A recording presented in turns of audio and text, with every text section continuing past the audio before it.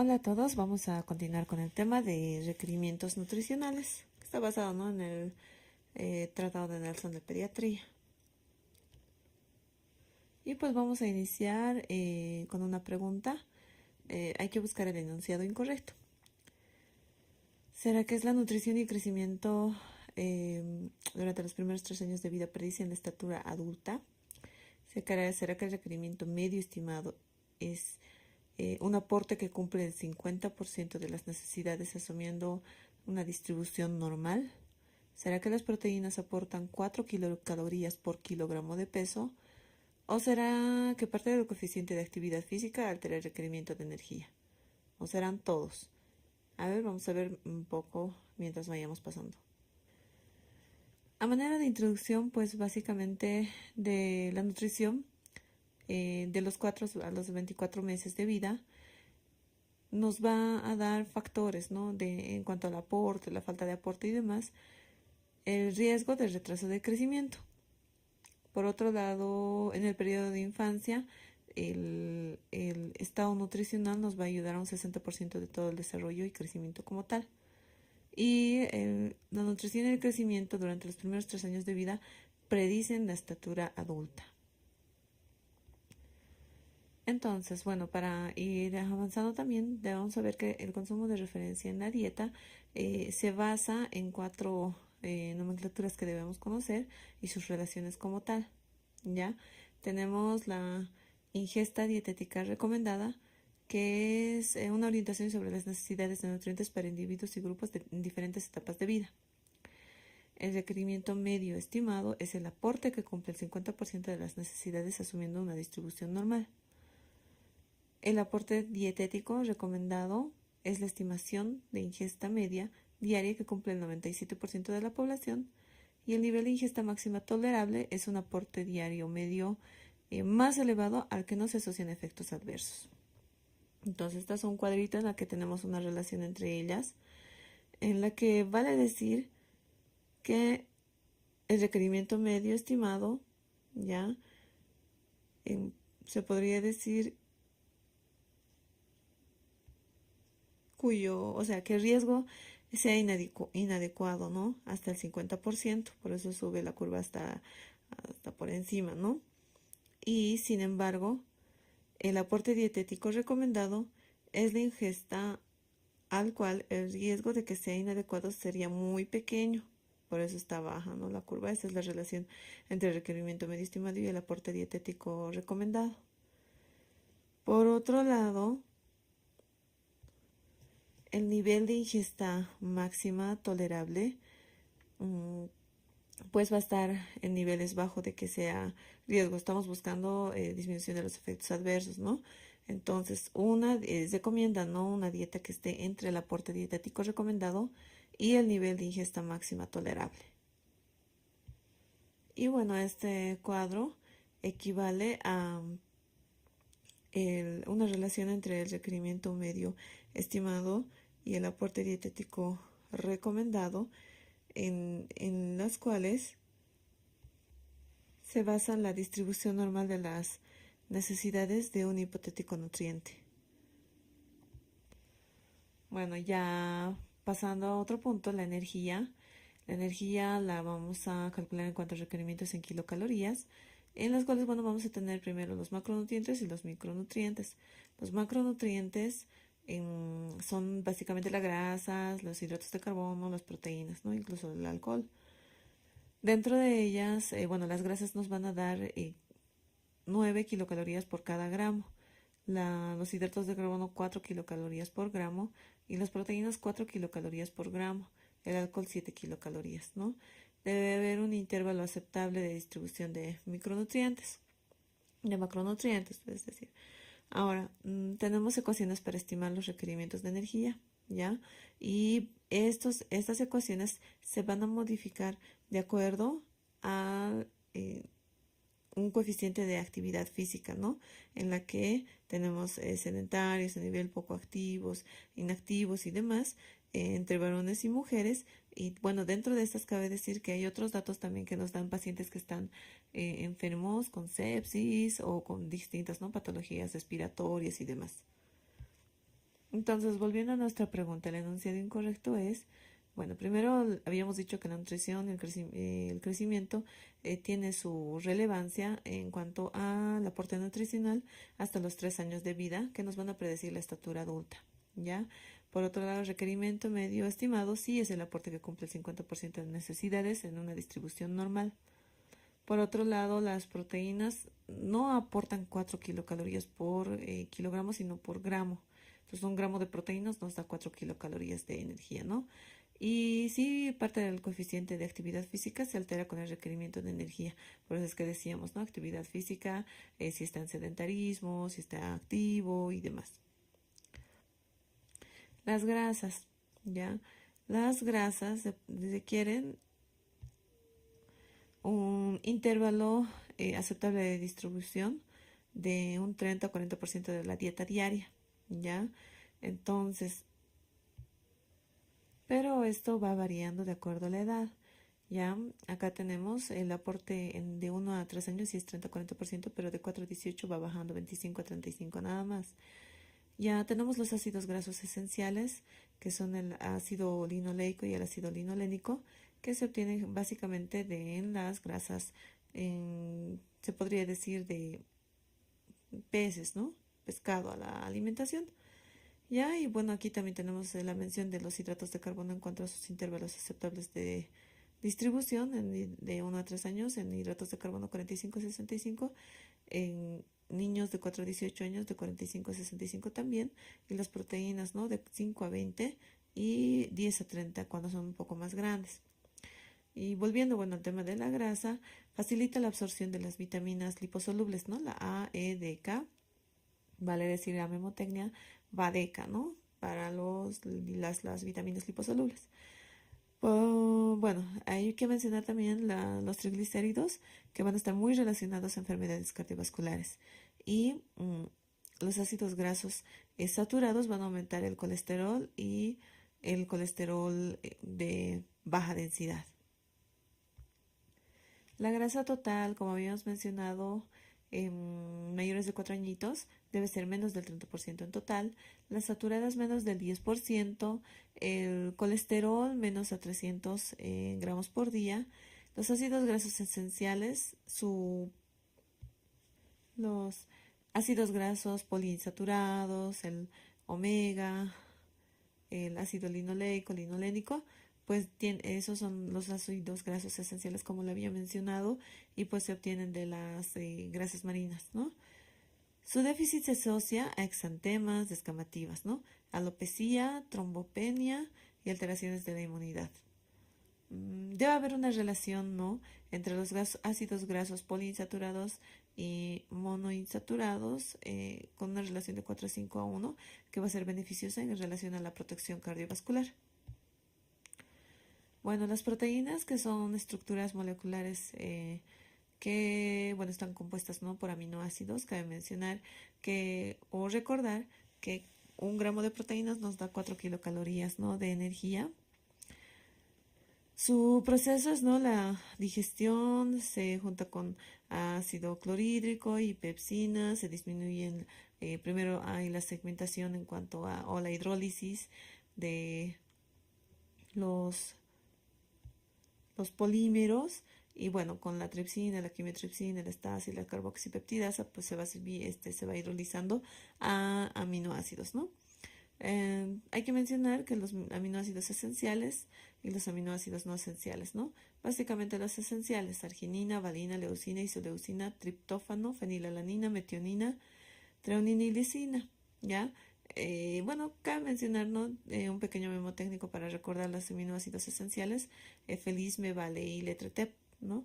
Feliz, fenilalanina, lisina, me vale, metionina, valina, leucina, ile, isoleucina, tretep, ¿no? Treonina y triptófano, ¿no? Y la histidina que se puede formar, ¿no? De forma interna, pero también es necesaria su ingesta. Y las no esenciales son el resto de aminoácidos. Bueno, vale decir también que las proteínas en situaciones de hipermetabolismo y quemaduras extensas es necesario un aporte incrementado en cuanto a proteínas para pues en estas patologías hay excesiva proteólisis. Y bueno, este es un pequeño cuadrito que nos menciona la ingesta dietética recomendada, ¿no? En cuanto a proteínas y los aminoácidos, ¿no? Donde se encuentran las fuentes alimentarias seleccionadas, los efectos adversos del consumo excesivo, ¿no? Pero si se dan cuenta de los aminoácidos, no existe un nivel de aporte con potenciales efectos adversos. Los principales efectos adversos solamente serían la orina amoníaca y las orinas osmóticas, ¿no? En caso de preparación de fórmulas maternizadas mal constituidas. Y bueno, soporte dietético recomendado, ¿no? Para un buen crecimiento y en personas sanas. Ya pasando a otro punto, otra pregunta. Marca el enunciado correcto. ¿Será que es el nivel de ingesta máxima tolerable de hidratos de carbono 60%? ¿Y será que el índice glucémico es el nivel de glucosa sérica luego de 3 horas de su ingesta? ¿Será que la fibra dietética tiene un índice glucémico alto y favorece la sensibilidad de insulina? ¿O el metabolismo activo de la vitamina A es el ácido ascórbico? ¿El hierro animal tiene mayor biodisponibilidad? ¿Cuál de estas será? Los hidratos de carbono, ¿no? Los niveles máximos tolerables son aproximadamente el 25% y de ellos menos del 10% del aporte total de energía. Ahora, el índice glucémico es una medida que se utiliza para pues seleccionar los alimentos, ¿no? Más que todo los alimentos que son de fácil acceso. Por así decirlo, pues son niveles de glucosa en sangre 2 horas tras la ingesta frente a un estándar de referencia, ¿ya?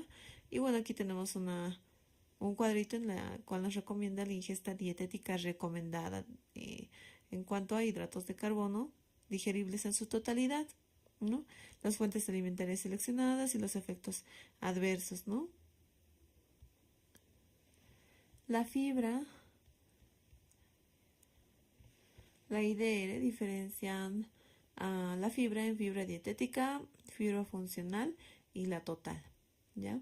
Vale decir que toda fibra enlentece el vaciamiento gástrico y promueve la saciedad. La fibra dietética tiene un índice glucémico bajo y favorece la sensibilidad a la insulina. Por ende es muy importante, sobre todo en pacientes diabéticos. La fibra se une al colesterol, reduce su absorción o circulación enteropática, por ende ayuda a la disminución de la absorción de la misma. Y no tenemos un valor establecido para niveles máximos tolerables.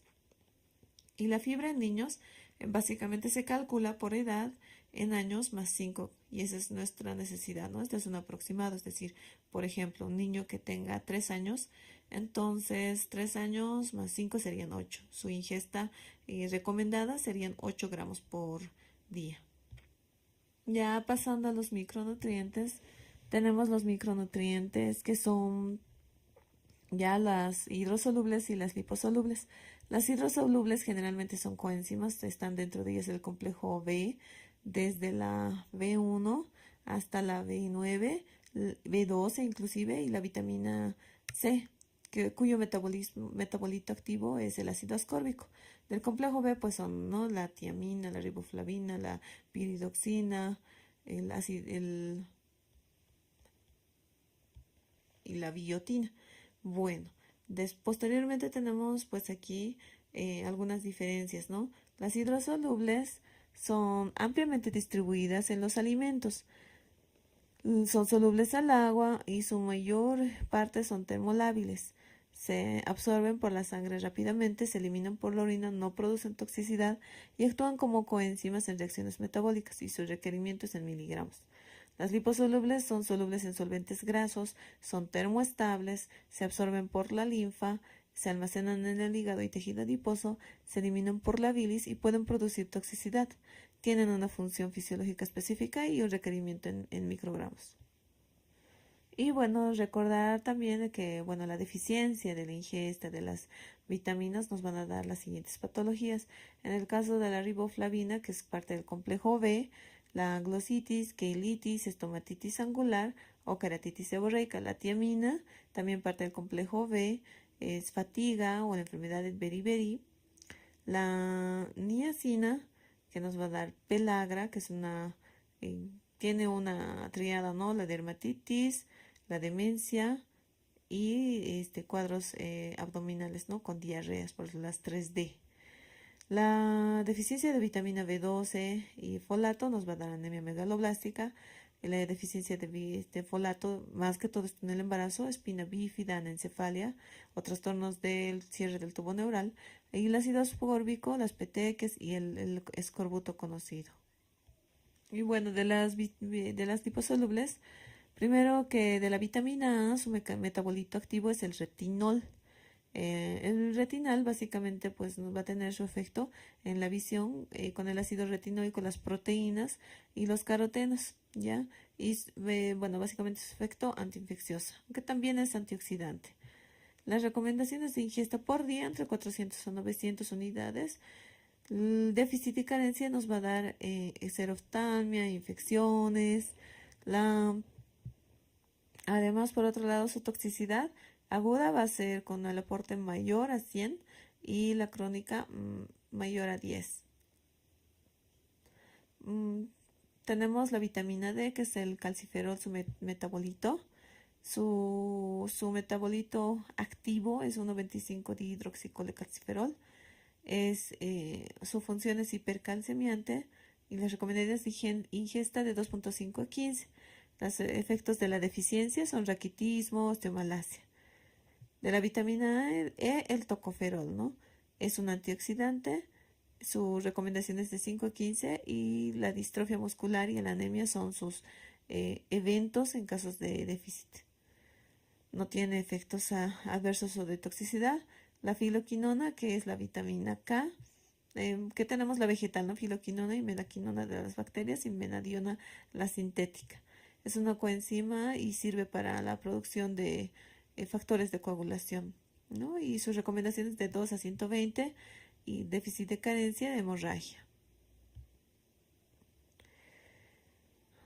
Bueno, vale decir también que son sustancias indispensables para procesos bioquímicos y metabólicos. Las vitaminas y oligoelementos y minerales, ¿no? Tenemos el hierro animal, tiene mayor biodisponibilidad. En cuanto a la absorción, ¿no? Hablando de esto, también tomando en cuenta los otros minerales que se pueden obtener en la dieta y que son necesarios. La leche materna es una fuente escasa en vitamina D, por ende, desde los 2 meses generalmente se puede apoyar con un aporte extra, ¿no? Los niveles por encima de 50 nanomol por litro de 25 dihidroxivitamina D, pues nos van a decir que estamos fuera de peligro, ¿no? Y por debajo ya tenemos el déficit. La Sociedad Americana de Pediatría recomienda la ingesta de 600 unidades internacionales por día.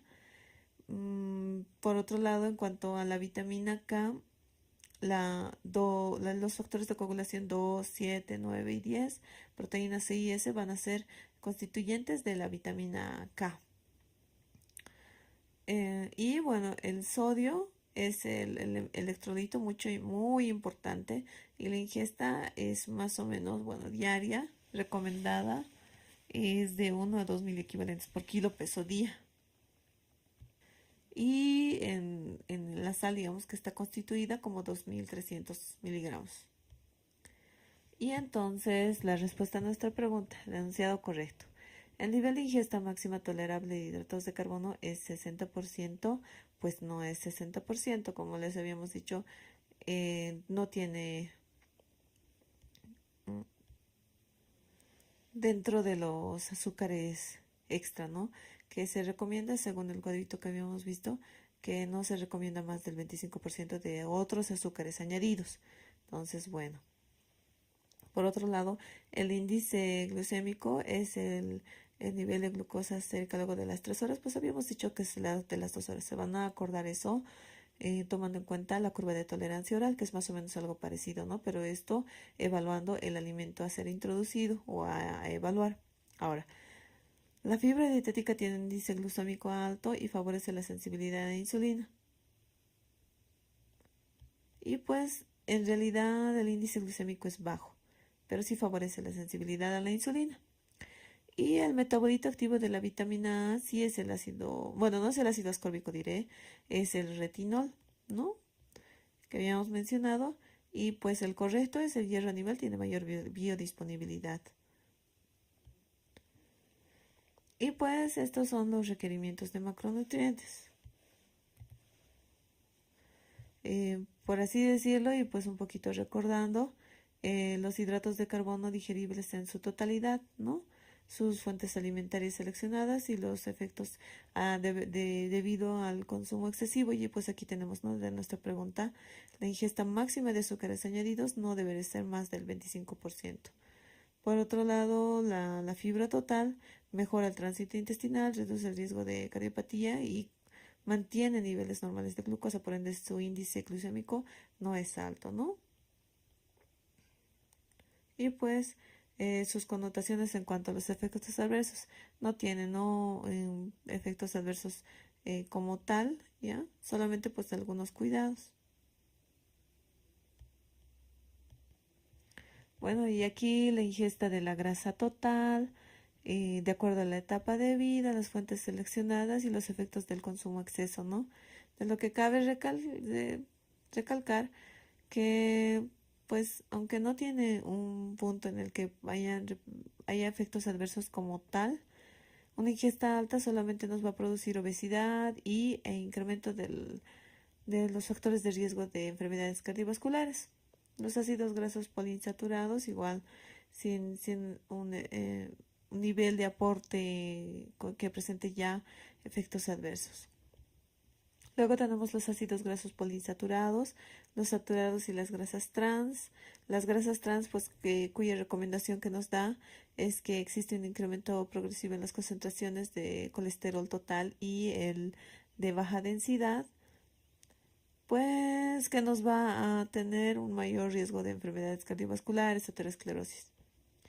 Y bueno, ya pasando a un caso clínico, ¿no? Un paciente tenemos de 7 kilos de peso, ingresa al consultorio por un cuadro de un día de evolución caracterizado por deposiciones líquidas y vómitos en varias oportunidades, por lo que se decide su ingreso y el aporte de líquido a administrar es 100 ml por kilo peso hora, 130 ml kilo peso día, 130 ml gramos por hora, 100 mililitros por decilitro día, 150 miligramos kilogramo día. Esto para pasar al tema del agua, ¿no? Tenemos en cuanto a ellas las necesidades y restricciones en la ingesta de líquidos están influidos por trastornos renales y hormonales, ¿no? Pero vamos a empezar primero por la parte normal. Los requerimientos van variando de acuerdo a la edad. Al nacer, generalmente es un aporte de 80 a 90, pero durante los transcursos de los días se va aumentando el aporte hasta que llega a 180, ¿no? Cuando ya tiene más de 10 días de vida. Y bueno, de 1 a 12 meses, 120 a 150 mililitros por kilo día hasta 10 kilos. Bueno, esto podría ser utilizando la fórmula de Holiday Cigar, en la que los primeros 10 kilos son a 100 mililitros por kilo peso. Luego el restante de kilos se va haciendo. Los segundos 10 kilos son 50 por kilo. Y por último, lo que es restante por 20 ml por kilo. O de 1500 a 2000 ml por metro cuadrado de superficie corporal por día. Bueno, en cuanto ya tenemos a la evaluación, la adecuación nutricional, tenemos las gráficas de crecimiento de la OMS que proceden de datos longitudinales y transversales, obtenidos de muestra de lactantes sanos alimentados con leche materna y aporte nutricional con asistencia médica adecuada.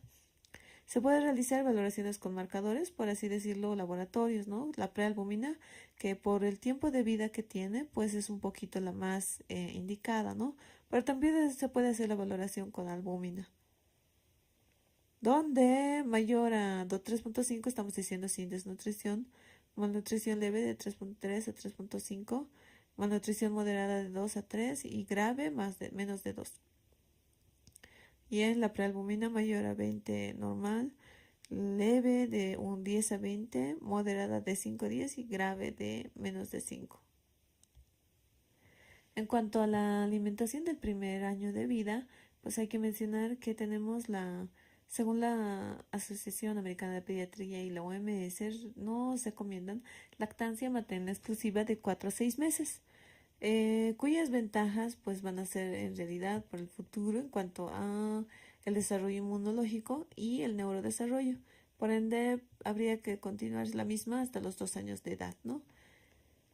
Y bueno, en la consulta pues tenemos que ver señales de hambre, técnica de lactancia y frecuencia del aporte. Bueno, y tenemos aquí dos cuadros de una de las principales propiedades beneficiosas de la leche humana comparada con la artificial, ¿ya? La leche humana tiene inmunoglobulina secretoria, lactoferrina, la caseína, oligosacáridos, citoquinas, factores de crecimiento, enzimas y demás. Y bueno, las enfermedades que han sugerido que la leche tiene un efecto protector nos protege de enfermedades agudas, diarreas, otitis media, enterocolitis necrotizante, sepsis, botulismo y demás. Y bueno, por otro lado, tenemos un paciente de 5 días de edad, antecedente madre portadora del virus de la hepatitis C, acude a control regular, refiere un buen reflejo de succión, algo de dolor durante la lactancia materna exclusiva y el examen físico que no tiene particularidades. Entonces, ¿cuál será el enunciado incorrecto? Primero, verificar la técnica de lactancia. Segundo, controlar el peso del recién nacido. Tercero, recomendar la fórmula maternizada por patología materna o la característica de la leche es transicional a esta edad o la leche materna tiene 1.5 gramos por cada 100 ml de proteína. Como decíamos inicialmente, la lactancia materna está recomendada hasta los 4 o 6 meses de vida. ¿Ya? Y bueno, aquí tenemos una lista de contraindicaciones que también pues están avaladas. La infección por HIV o que sea portadora, infección tuberculosa, esto por la medicación que va a recibir la mamá, infección por virus de varicela zoster, infección por herpes simple, citomegalovirus. Cabe mencionar que la infección por virus de la hepatitis C, la lactancia no está contraindicada. Y bueno, la ingesta de alcohol sí, tabaquismo y quimioterapia también. Eso obviamente en la madre. Ahora, habíamos mencionado durante el crecimiento y el desarrollo que cuando un neonato se va de alta durante las primeras 24 horas de haber estado internado, se debe hacer un control precoz a las 48 horas, ¿ya? Y pues hay que reportar eventualidades. Las eventualidades durante la lactancia pueden ser dolor del pecho. Si hubiera dolor del pecho de la mamá, tenemos que corregir la técnica de lactancia y descartar algunas otras patologías que pueden tener la misma presentación clínica a nivel del areola. Por otro lado, cuando existe ingurgitación, es decir, el bebé lacta y de alguna forma pues ingurgita, debemos realizar la aplicación de compresas calientes y extracción de la leche porque es probable que el bebé no esté extrayendo la lechecita de forma adecuada. Por otro lado, tenemos la mastitis. La mastitis, pues, que es un proceso que va proliferándose con aumento de volumen, dolor, calor y demás. Y bueno, tenemos los microorganismos que pueden desarrollar una infección a ese nivel, son el Staphylococcus aureus, la Escherichia coli y el Streptococcus del grupo A. Y bueno, la ingesta inadecuada de lechecita nos va a dar insuficiente aporte o ictericia o deshidratación. Y la ictericia por leche materna es frecuente. Y bueno, hay que ir determinando las causas si es que es muy grave o tiene alguna otra connotación. La recogida de la leche materna se puede realizar en frascos de cristal o de plástico. Puede ser refrigerada 48 horas y congelada durante hasta 6 meses. Y bueno, es recomendable calentar la lechecita con baño María y no en el microondas. Y bueno, cabe mencionar la lactogénesis, ¿no? Porque la producción láctea no va a ser igual o no se mantiene en su composición igual por básicamente la edad gestacional y bueno, inicialmente el día 1 la lechecita es calostro todavía y el aporte completo puede ser escaso, ¿no? Hasta 5 ml inclusive. Pero esto se va a relacionar con el aporte o la capacidad gástrica del neonato. Y bueno, tal vez mencionar también que el calostro se va a permanecer hasta las 72 horas, inclusive hasta 5 días. Tiene mayor cantidad de proteínas, vitaminas liposolubles, el ácido ciálico, colesterol y electrolitos. Bueno, de los días 2 a 4 años se produce el aumento de la producción láctea y bueno, se podría decir que es la leche transicional, que es posterior a la primera semana de vida, presenta un aumento de contenido de lactosa, vitaminas y así como de vitamina C. Y tenemos la leche madura, ya que se va a producir después de los 15 días. Y bueno, este es un cuadro que son las recomendaciones para la lactancia en recién nacidos sanos a término. Y bueno, aquí tenemos, ¿no?, la comparación en cuanto al aporte de la leche artificial con proteínas de leche de vaca. La fórmula maternizada tiene un aporte de proteínas de 1,8 a 3 gramos por 100 kilocalorías. En cuanto a proteínas, la beta-globulina, aceites vegetales, ácidos grasos poliinsaturados de cadena larga, ácido eh, do, docosahexaenoico, tenemos el ácido araquidónico y los hidratos de carbono que tienen un aporte total de 69 a 75 gramos dependiendo de la fórmula, ¿no? La leche materna, por otro lado, tiene 1,5 gramos de proteína por cada 100 kilocalorías. La lactoalbúmina igual, lo mismo y diferente, y bueno, en diferentes concentraciones, ¿no? Dependiendo de la edad gestacional.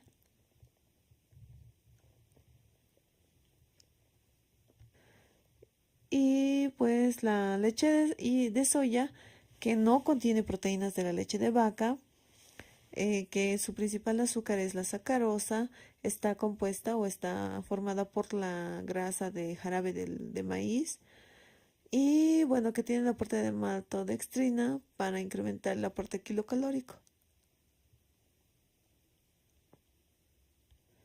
La indicación es galactosemia y déficit de lactasa para su uso, ¿no? Tenemos por otro lado las leches de proteínas hidrolizadas, las cuales llaman la atención que son oligopéptidos, ya no son, tienen proteínas enteras, entre con pesos moleculares de 5.000 o 3.000 Dalton. La intolerancia a las proteínas de la leche de vaca o soya son la principal indicación.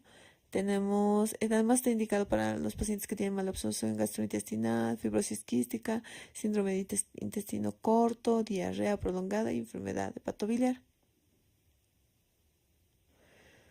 Y bueno, la leche con aminoácidos, que es un poquito más hidrolizada que esta, ¿no? En la que solo hay aminoácidos, se puede prevenir la enfermedad atópica. Y la leche de vaca luego de 12 horas de los 12 meses nos puede dar infección por Escherichia coli, Campylobacter y Salmonella. Y bueno, tenemos un caso clínico, bueno, el que habíamos mencionado anteriormente. El enunciado incorrecto era: primero, verificar la técnica de lactancia, eso sí hay que hacerlo. Controlar el peso de recién nacido, sí hay que hacerlo. Las características de la leche ahorita es transicional. La leche materna tiene 1,5 gramos por cada 100 ml de proteínas, ¿ya? Entonces no hay problema, pero el hecho de que la madre sea portadora del virus de la hepatitis C no se retira la leche como habíamos mencionado. Y bueno, ya pasando a la alimentación complementaria, pues la alimentación se va a dar por la capacidad de lactancia para cumplir los requerimientos macro y micronutrientes que se van a ir desarrollando conforme el niño vaya creciendo. Por eso es que se recomienda, ¿no? El inicio a los 6 meses de vida y pues tenemos una pequeña lista.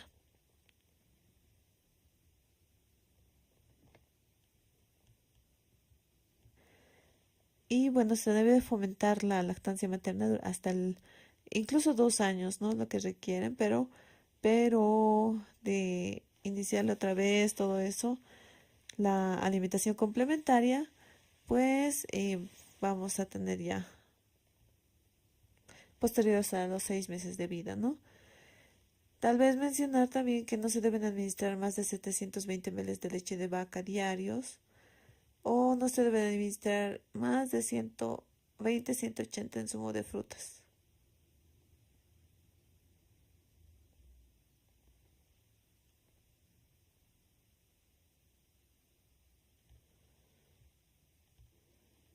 Y una última recomendación, que no se deben dar bebidas azucaradas, es decir, nada de gaseosas, nada de juguitos, esas de bolsita que tienen bastante azúcar y el azúcar pues a esta edad es como alcohol.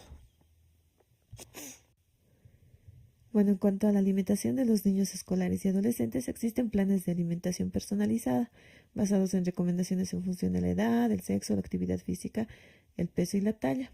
Aquí tenemos, ¿no?, algunos factores que nos van a alterar la misma, ¿no? Dentro de las cuales tenemos las características demográficas de la comunidad. Y bueno, dentro de ella está el nivel socioeconómico, la tasa de delincuencia y seguridad, programas de educación, actividades familiares, accesibilidad de alimentos, accesibilidad de instalaciones recreativas, ocio, horas de trabajo, programas de comidas escolares. Esto es importante porque forma parte de la responsabilidad del gobierno y la etnia. Por otro lado, tenemos los estilos de crianza y características familiares, las interacciones con otros amigos, el uso de la televisión, vigilancia del uso de la televisión, el uso de actividad en la familia, preferencias alimentarias por los padres, vegetarianismo, veganismo, ingesta dietética, conocimientos nutricionales, tipos de comidas disponibles, las características o factores de riesgo del propio niño, por ejemplo, la conducta sedentaria, actividad física o la ingesta dietética, o la susceptibilidad familiar de ganar peso, ¿no? Y el peso del niño propiamente dicho. Y como habíamos dicho, parte de uno de los factores que van a contribuir a la nutrición del niño, pues básicamente son el gobierno, por lo que tenemos algunas recomendaciones del Programa Nacional revisado para el programa de desayunos escolares, dentro de los cuales están incluidos el tamaño y las raciones que van a recibir, el nivel calórico de aporte que se quiere ofrecer, un contenido máximo de grasas saturadas, que los alimentos no deben contener ninguna grasa trans, se debe ofrecer verduras y frutas no intercambiables. La oferta de verduras en la comida debe incluir a media taza de verduras o de verdes oscuras, verduras de color naranja brillante o legumbres. No deben servirse la mitad de las raciones de la fruta. Al menos la mitad del pan y cereales ofrecidos deben ser integrales. La leche debe ser desnatada con 1% de grasa si se bebe sola. Y los alumnos deben seleccionar la opción de fruta en el desayuno y bien una fruta o verdura en la comunidad para que la comida pueda ser reembolsada. Por otro lado, hay que tener también consideraciones en la parte cultural, ¿ya? Y dentro de ellas, pues tenemos al veganismo y al vegetarianismo como tal. El veganismo, que va a excluir cualquier alimento que va a provenir de animales, ¿ya? El vegetarianismo, que solo excluye carne, pero el resto de la producción de animales, el queso, los lácteos, el huevo y demás, se consumen. El ovo vegetarianismo, que consume huevos pero no lácteos, y el lacto-vegetarianismo, en los que se consumen lácteos pero no huevos. La ovo-lacto-vegetarianismo, que incluye a ambos, y el flexitarianismo, que ocasionalmente pueden comer carne. La ventaja de estas personas, pues, es que tienen un índice de masa corporal menor, los menores niveles de colesterol, la presión arterial va a ser más estable, va a haber un menor riesgo de la presentación de cáncer y de cardiopatía isquémica. Pero la desventaja es que vamos a tener algunos nutrientes pues que van a quedar en déficit por la biodisponibilidad que van a tener. Por ejemplo, el hierro, ¿no? Cuya biodisponibilidad en vegetales es muy disminuida. Por ende, es necesario evaluar de forma bioquímica en estos pacientes, ¿no? La Vitamina B12 también, ¿no? Porque se encuentran en lácteos y huevos y madres veganas. Generalmente van a ser, hay que ver, ¿no? Hay que, más que todo, mamás veganas que son, que tienen un bebé, pues hay que hacer el control, ¿no? De la vitamina B12.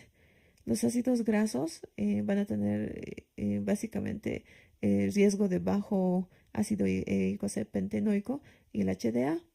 Además de calcio y vitamina D, pues que hay que controlar la dihidroxivitamina D, que va a ser menor a 30, ¿no? Y después de ello hay que realizar la reposición del suplemento. El zinc, ¿por qué? Porque en vegetales también tiene baja biodisponibilidad. La seguridad alimentaria ya va a ser un punto muy aparte, ¿no? De esto, pero que es lo que nosotros estamos encargados, que hay que hacer, prevenir el atragantamiento. Esto depende mucho de la edad, por eso la edad de administración de algunos alimentos, las alergias alimentarias, contaminantes químicos y ambientales. Hay que conocer la dieta habitual para diagnóstico y tratamiento. Por ende, una buena anamnesis pues nos va a llegar a un buen diagnóstico y un buen tratamiento. Y bueno, gracias por la atención, espero les haya gustado.